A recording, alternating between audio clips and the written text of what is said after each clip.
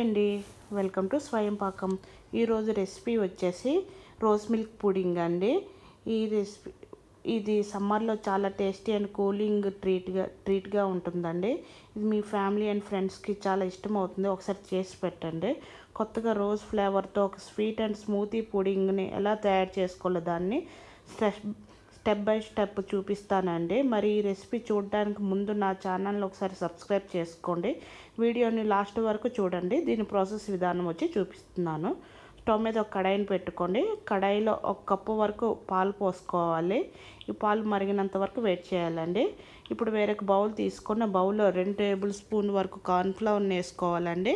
కార్న్ఫ్లవర్ని వేసుకొని ఒక 1/2 కప్పు పాలు పోసుకొని ఇలా ఉండలు లేకుండా బాగా కలిపి పెట్టుకోవాలండి. బాగా ఉండలు ఉండకూడదు. ఈ కార్న్ఫ్లవర్ అనేది ఉండలు లేకుండా బాగా కలిపి పెట్టుకొని ఒకసారి పక్కన ఉంచుకోవాలండి.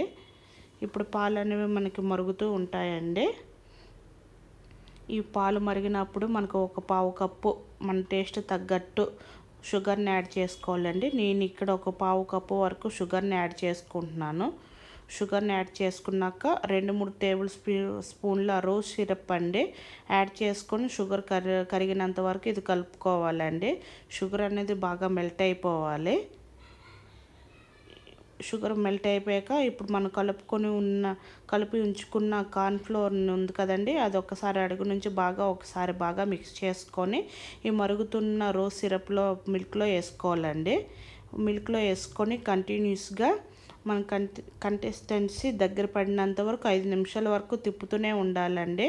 తిప్పకపోతే అడుగున అంటుకుంటుంది. కాబట్టి ఒక 5 నిమిషాల వరకు ఇలాగా ఈ ప్రాసెస్ అంతా సిమ్లోనే ఉంచి చేయాలండి. అప్పుడే అనేది మనకి రెసిపీ అనేది చాలా బాగా వస్తుంది. సిమ్లో నుంచి ఇలాగా కొంచెం ఈ రోజ్ మిల్క్ పుడింగ్ అనేది కన్సిస్టెన్సీ అనేది దగ్గర పడాలండి. ఈ విధంగా దగ్గర పడినాక లాస్ట్లో ఒక 1/2 టీ స్పూన్ ఇలాచీ పౌడర్ వేసుకుంటున్నానండి. రుచి చాలా బాగుంటుంది.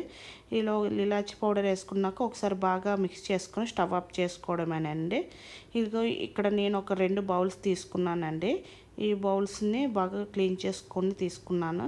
ఇప్పుడు ఈ బౌల్స్లోని మనం తయారు చేసుకుని ఉంచుకున్న రోజ్ మిల్క్ పుడింగ్ని యాడ్ చేసుకోవాలండి.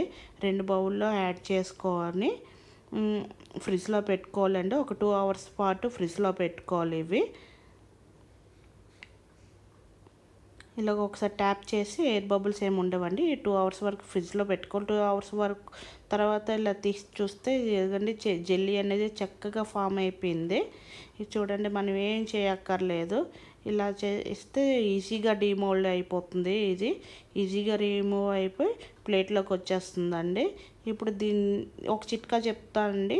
ఒకవేళ జెల్లీగా డిమోల్డ్ అవ్వకపోతే గోరువెచ్చని నీళ్ళు తీసుకొని ఈ బౌల్ అనేది ఒక 5 నుంచి 10 సెకండ్లు అందులో ముంచితే ఈ జెల్లీ అనేది ఈజీగా రిమూవ్ అయిపోతుందండి బౌల్ నుండి. ఇప్పుడు జెల్లీ పైన రోజ్ పెటల్స్ అని పిస్తాతో గార్నిష్ చేసుకొని సర్వ్ చేసుకోవడం అండి. చల్లచల్లని డిజర్ట్ రెడీ అయిపోయింది సమ్మర్లో.